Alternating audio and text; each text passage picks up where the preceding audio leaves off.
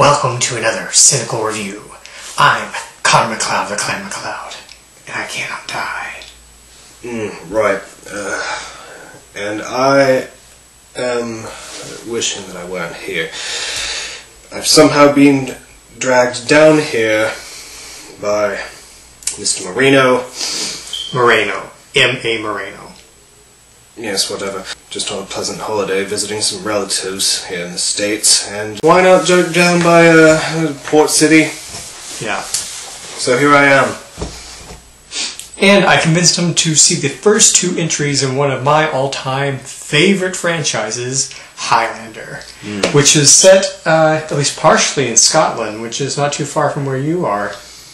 Yeah, not terribly far away. Highlander from 1986 and Highlander 2 from, I guess we'll peg it down as 1991, since that's when it was initially released, although Just call it 2024. I claimed it wasn't actually released until 2004 with a special edition.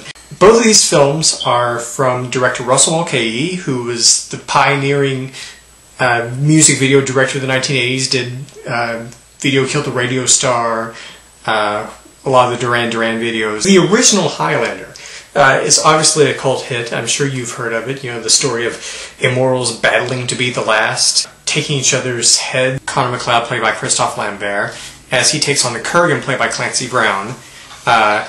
In the past, we get to see his meetings with his mentor, Juan Sanchez Villalobos Ramirez, played by Sean Connery, essentially playing Obi-Wan Kenobi here. A love interest in Roxanne Hart. We get John Polito and Alan North as our two police officers investigating the crime. The original film gets definitely 4 stars from me. Cult classic, must see. Ugh! It's disgusting.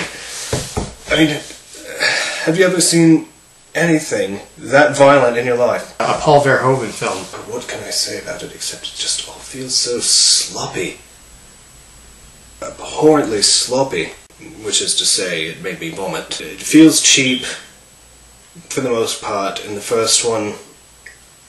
Although, I do have to admit the locations that they used are rather impressive. We'll leave it at that. It's sort of like attempting to watch Braveheart and The Terminator at the same time. It's just mad, crazy, full of weird camera angles, Queen music that was written specifically for the film. The scene transitions, working off of very similar elements to, say, what was in Citizen Kane, which is actually a good film.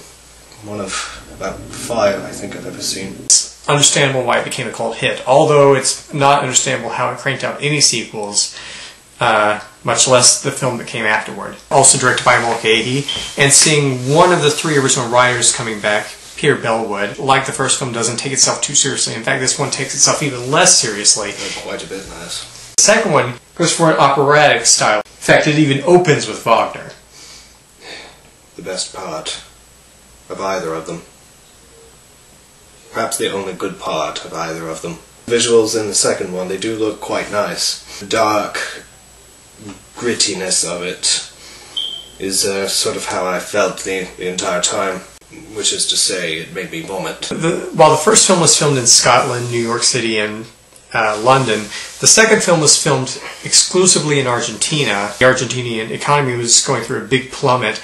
The movie went insanely over budget, in part because they built a set larger than the set used for Tim Burton's Batman. Eventually, the bonding company, the insurers, took over the film, didn't let them finish it, and hacked it together into this abominable creation known as Highlander 2: The Quickening, which was thrust into theaters, much to the disgust of the fans in 1991.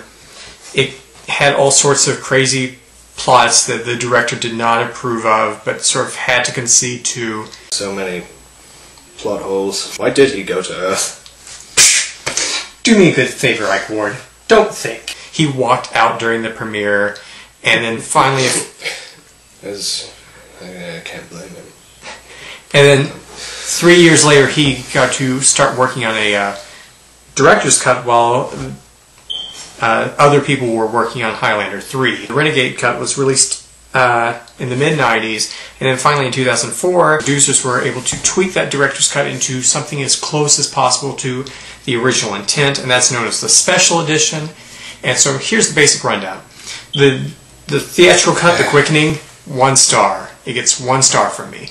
The director's cut, I'll bump it up to 2 stars because it becomes at least worth laughing at that point.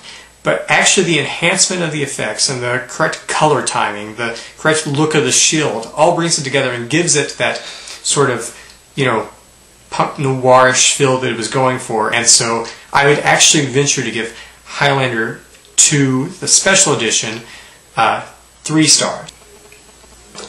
Yes, is there a 0-star rating?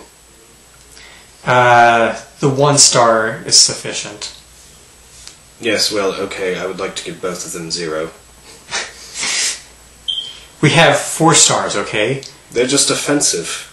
4 stars tells us that you would highly recommend it to anyone. 3 stars means you would highly recommend it to people interested, and it will be interesting to people who have... Okay, fine. 1 star for the first one. It tried. We'll give it that. The second one, they didn't really try as hard with it. They put a lot of money into it, but, lots of things have had lots of money put into them and still not turn out that great. Joan Rivers, for example. Joan, if you're watching, please forgive me. Ike Ward will go off in a huff and go back to doing his critic reviews or whatever he's doing now. Meanwhile, I'll stick around and I'll cover the rest of the franchise, which gets really terrible after this. This is really the pinnacle of the Russell Mulcahy films. Don't worry, I'll stick with it, and I will still bring you the cool and Cine-cool. And I feel sorry for you. Well, it's time for another MAPSA, where I tell you what you can learn from the movies we just watched. So, from Highlander and Highlander 2, what did you get out of them, Ike Ward? I believe at one point, let's see, one of them said to stay in school. That's a good idea, yes. Which is to say, it made me vomit.